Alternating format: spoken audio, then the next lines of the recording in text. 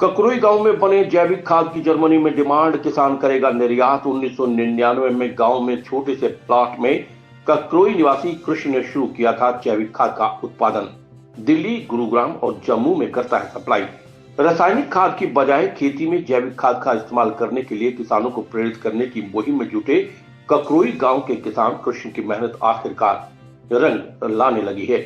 ककरोई गांव में बने जैविक खाद की डिमांड अब जर्मनी तक पहुंच गई है, जिसके बाद पिछले 22 साल से जैविक खाद उत्पादन में जुटे ककरोई गांव के किसान कृष्ण ने जर्मनी में जैविक खाद को निर्यात करने की तैयारी शुरू कर दी है। दरअसल ककरोई गांव निवासी कृष्ण ने रासायनिक खादों के इस्तेमाल से पर्यावरण को होने वाले नुकसान को बचाने के लिए वर्ष 1999 में ककरोई गांव में ही जैविक खाद का उत्पादन शुरू करने का फैसला किया था। शुरुआत में कृष्ण ने केंचुए की मदद से जैविक खाद का उत्पादन शुरू किया था। इसके लिए उन्होंने घर के पास एक प्लॉट में जैविक खाद बनानी शुरू की थी। मौजूदा समय में कृष्ण सूक्ष्म जीवाणुओं के माध्यम से जैविक खाद का उत्पादन कर रहे हैं।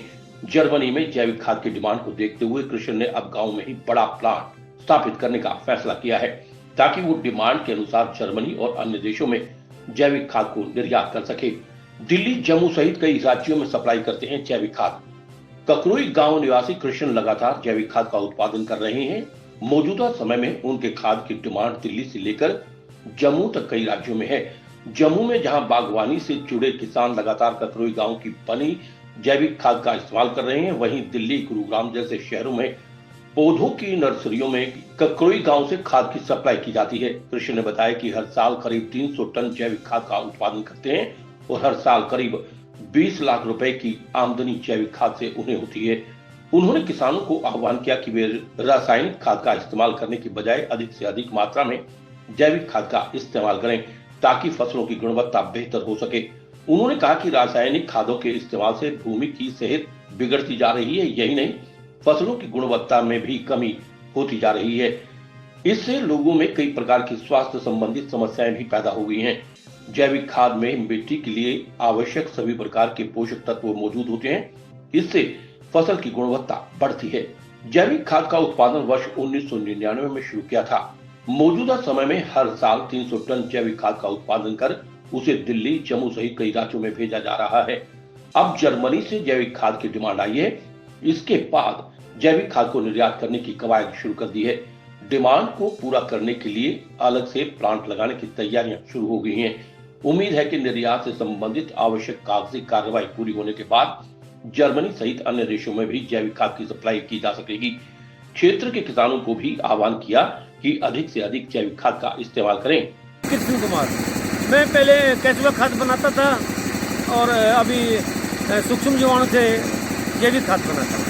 अभी मेरा एक मित्र है, देहरादून में रहते हैं, भोला नाम का, वो जर्मनी एम्बेसी में काम करते थे।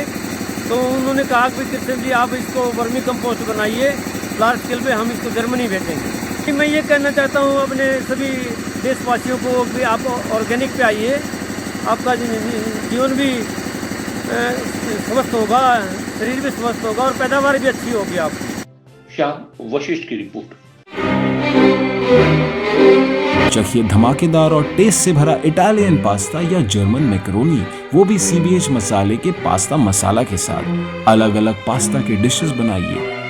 आज ही ले आइए सीबीएच मसाले का पास्ता मसाला। सीबीएच मसाले, स्वाद अनोखा, बात अनोखी।